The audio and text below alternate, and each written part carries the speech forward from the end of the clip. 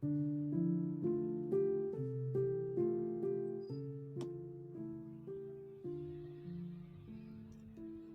are my Spanish grandparents, Maria Luz Cabeza Reyero and Jesus Nieto Navarro, on their wedding day in 1948. I inherited this photograph when my abuela died a few years ago. She left it to me, she said, so that I could remember her as she was when she was young and happy. I miss her very much. And sometimes, I wish I could bring her back to life, just a little bit, hear her voice, or see her smile.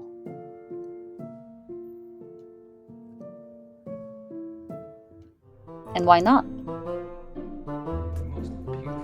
Kim Kardashian got a visit from her dead father for her birthday. And they have been reanimating actors for films and ads for a while now.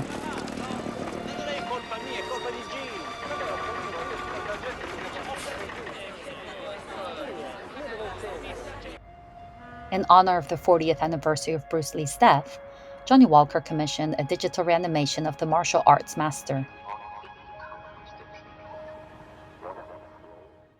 There is even a Salvador Dali that welcomes you to his museum in Florida. Greetings. I am Salvador Felipe Jacinto Dalí y Domenech, and I am back.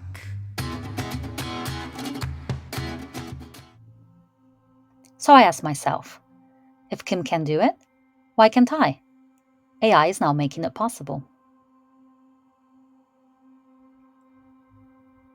For $10, Project December is one of several death bots, or Thanabots, that we can use to chat with our deceased loved ones.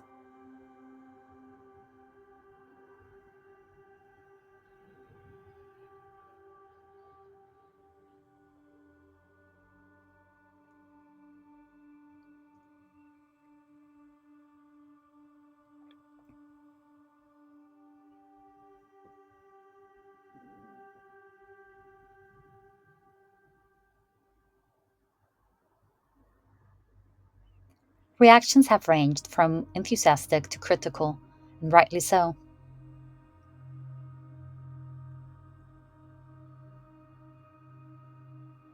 Despite the moral panic, rituals for grieving, remembering our ancestors, and commemorating the past are far from new. From death masks to Victorian photographs of the dead, technology has always been intertwined with our desires to connect with the afterlife.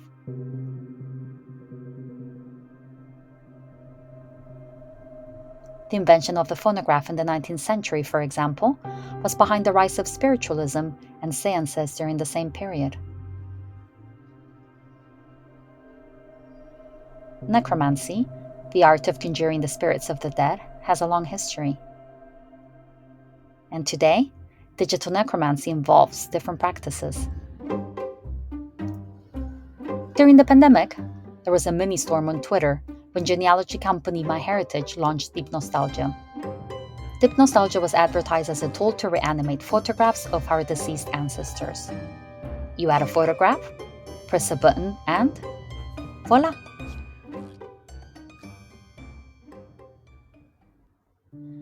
Here I come, I thought.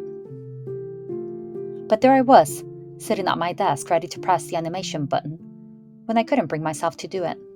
Should I ask my father, her son, or my sister? I own the photo, but do I own her image, or her memory? And what would my grandmother think of coming back as a cyborg abuela? The more I thought about it, the more I realized it was an ethical minefield.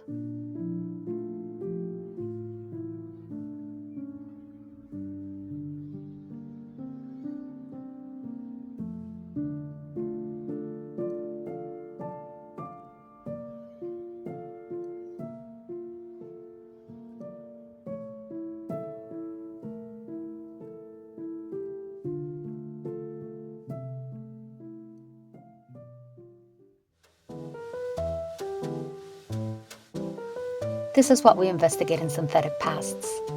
It is a critical creative inquiry into what futures for personal and collective memory our algorithmic present anticipates and paves the way for. Stay tuned, If you want to learn more about the project, tell us what you think about it, and crucially, know whether I revive my grandmother or not.